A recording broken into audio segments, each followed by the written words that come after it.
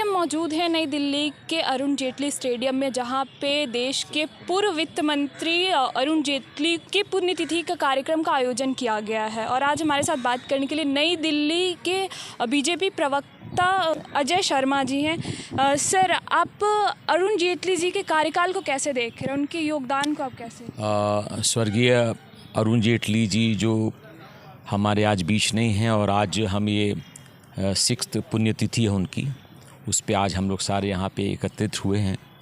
और भारतीय जनता पार्टी के अंदर स्वर्गीय अरुण जेटली जी की कमी हमेशा महसूस होती है। वो एक स्ट्रैटेजिस्ट थे और एक पार्टी बिल्डर थे, टीम बिल्डर थे। आज पूरे दिल्ली में जितने भी कार्यकर्ता हैं या जो पदाधिकारी हैं, वो कहीं ना कहीं अरुण जेटली जी के ज़िंदगी से वो प्रभावित हुए हैं। और अरुण जेटली जी का उन सब की ज़िंदगी में एक बहुत बड़ा योगदान रहा है, चाहे वो जिले स्तर पे हो, चाहे मंडल स्तर पे हो, चाहे प्रदेश स्तर पे हो या राष्ट्रीय स्तर पे भी हो। अरुण जी ने हमेशा कार्यकर्ताओं को इनकरेज किया है, मोटिवेट किया है और उनको कोई ना कोई दायित्व भी दिया है, रिस्पॉन्सिबिलिटीज़ दी है।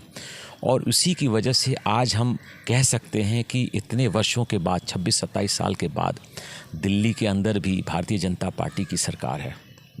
जहाँ तक उनके टैलेंट का सवाल है, he was an amazing legal luminary.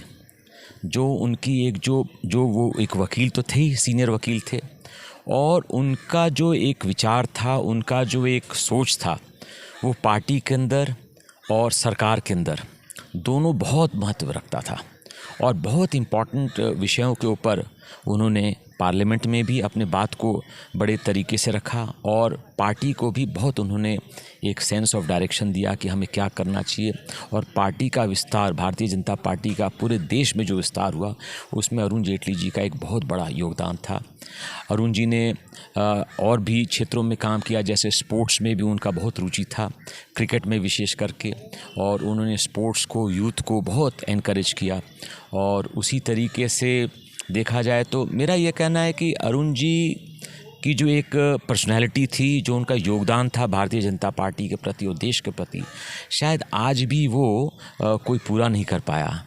जो एक उनकी जो एक स्कॉलर थे, वो एक लीगल ल्यूमिनरी थे, एडवोकेट, सीनियर वकील थे, तो उनकी जो विचार थे, उनके जो सोच था, उनका जो आदर्श था, दैट इज़ अनपैरेलल। और आज भी उसकी कमी महसूस होती है पार्टी के अंदर और सरकार के अंदर। और आज उनके पुण्यतिथि पे हम उनको विनम्रता से अपना श्रद्धांजलि देते हैं, उनको याद करते हैं। आज मुझे उनके परिवार, उनके बेटे रोहन जेटली जी से भी मिलने का मौका मिला, और इसी तरीके से हम लोग सब परिवार से जुड़े ही हुए हैं, भारतीय जनता पार्टी से जुड़े हैं, परिवार से जुड़े हैं। तो आज ये मौका मिला उनके श्रद्धांजलि पे हमने सबको मिलने को, पुण्यतिथि पे हमने श्रद्धांजलि दी। और आगे भी इसी तरीके से अपना कार्य, जो उन्होंने हमें एक सोच दिया था, एक आइडियोलॉजी दी थी, उसके ऊपर हम काम करते रहेंगे। सर, अरुण जेटली जी के फाइनेंस मिनिस्टर के कार्यकाल को कैसे देख रहे हैं? मैंने जैसे बताया कि बहुत ही एक इंटेलेक्चुअल थे, वो बुद्धिजीवी थे, और उनकी जो सोच थी बहुत गहरी थी विषयों के ऊपर। और इसी लाइन में जिस तरीके से फाइनेंस मिनिस्टर बने, वित्त मंत्री बने, और उन्होंने जिस तरीके से बजट्स को प्रेजेंट किया, और जिस तरीके से आगे उन्होंने, जैसे हमारे जो अभी जो प्रेजेंट में जो वित्त मंत्री निर्मला सीतारमण जी और बाकी जो इतने वरिष्ठ जो नेतागण हैं हमारे भारतीय जनता पार्टी के अंदर, उन सभी को उन्होंने एक मार्गदर्शन दिया, एक सोच दिया, उनको इनकरेज किया कि वो आज इस मकाम पे आप पहुँचे। और जैसे मैंने बताया कि he was a very intellectual and very well read on different subjects. तो उनके फाइनेंस मिनिस्ट्री में भी बहुत ही ऐतिहासिक निर्णय, फैसले लिए गए, पॉलिसी इनिशिएटिव्स इनिशिएट किए गए, और मुझे लगता है उससे देश का लाभ हुआ।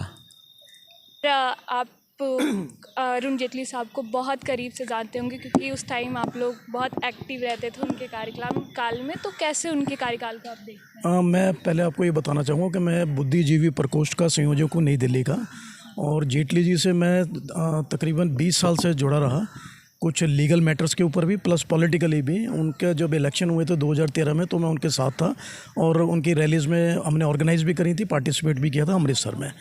उसके अलावा टाइम टू टाइम किसी भी तरह की कोई हमें एडवाइस चाहिए होती थी तो सर से हम कंसल्ट करते थे, और हमारे को जो एडवाइस मिलती थी वो मतलब बेस्ट एडवाइस होती थी, और हम लोग उसमें सक्सेसफुल होते थे किसी भी इशू पर वो हो। जहाँ तक एज ए फाइनेंस मिनिस्टर उनका रहा है, उन्होंने सबसे बड़ा इशू तो ये अपना जीएसटी का भी वो लाए थे, जो कि एक बहुत बड़ी रिफॉर्म थी इंडिया के टैक्स इश्यूज़ के ऊपर।